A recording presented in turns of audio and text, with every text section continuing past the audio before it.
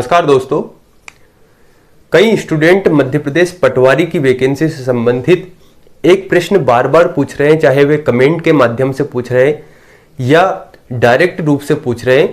प्रश्न ये है कि सर क्या पटवारी के एग्जाम में सीपीसीटी है ना, ये अनिवार्य है या नहीं। इस प्रश्न को लेकर इनके मन में इतने ज्यादा प्रश्न उठ रहे हैं कि कुछ लोगों का कहना है कि सर सीपीसीटी ना होने की वजह से हम तैयारी सही से नहीं कर पा रहे हैं। तो मुझे लगा कि इसके ऊपर मुझे चर्चा करना चाहिए ही।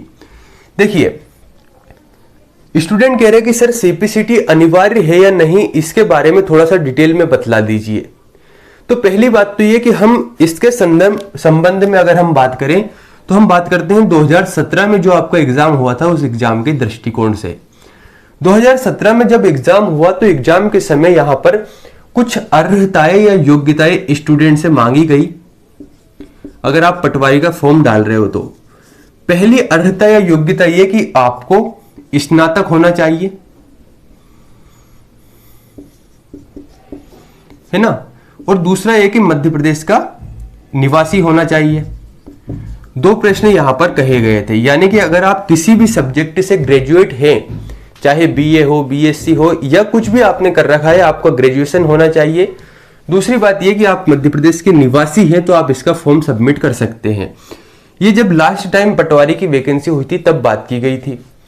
अब सीपीसीटी को लेकर यहां पर चर्चा ये की गई थी कि अगर आपके पास सीपीसीटी है तो बहुत अच्छी बात है, और अगर आपके पास नहीं है तो आप एग्जाम दे दीजिए, एग्जाम हो जाएगा आपका। अगर सिलेक्शन होता है तो आपका सिलेक्शन भी हो जाएगा, और जिस दिन आप सिलेक्शन के बाद ज्वाइनिंग करते हैं, इस ज्वाइनिंग से लेकर जिस दिन आप ज्वाइन करते हैं उस दिन से लेकर 2 वर्ष के अंदर, विथ इन 2 ईयर्स, 2 वर्ष के भीतर आपको सीपीसीटी करना है और सीपीसीटी गवर्नमेंट को देना है। कहने का मतलब ये कि अगर आपके पास सीपीसीटी नहीं थी उस समय तो आप यहां पर फॉर्म डाल सकते थे और एग्जाम दे सकते थे। तो अब प्रश्न यह आता कि सर 2017 में तो ये था, अब क्या रहेगा। देखिए, अगर हम 17 की दृष्टिकोण से बात करें तो इसका मतलब यह है कि सीपीसीटी अनिवार्य नहीं रहेगा।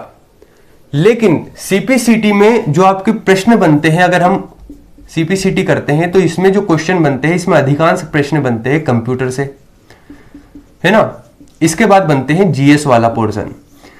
तो इसका मतलब ये कि कंप्यूटर और जीएस, अगर आप पटवारी की वैकेंसी की तैयारी कर रहे हैं तो आप पेपर वाला पोर्शन तो पहले ही पढ़ चुके हैं।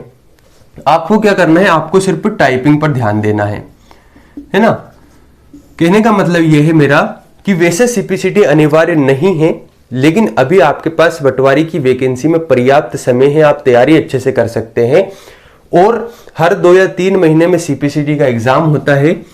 अगर आप सीपीसीटी का एग्जाम दे सके तो बहुत अच्छी बात है, ताकि आपको ये मन में जो डाउट है, होता क्या है, जैसे आप पीएससी का एग्जाम देते हैं तो प्रीलिम्स में जब कम नंबर रहता है तो हमारे पास मेंस की तैयारी को लेकर इतना मोटिवेशन नहीं रहता।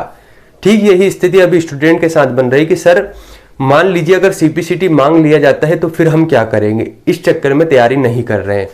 तो आप पटवारी के सिलेबस में ही आपका पेपर वाला पूरा सिलेबस है, आप उसे अच्छे से तैयार कर लीजिए, बस टाइपिंग सीख लीजिए और सीपीसीटी कर लीजिए, ताकि आपको ये जो प्रश्न है बार बार परेशान ना करे। धन्यवाद।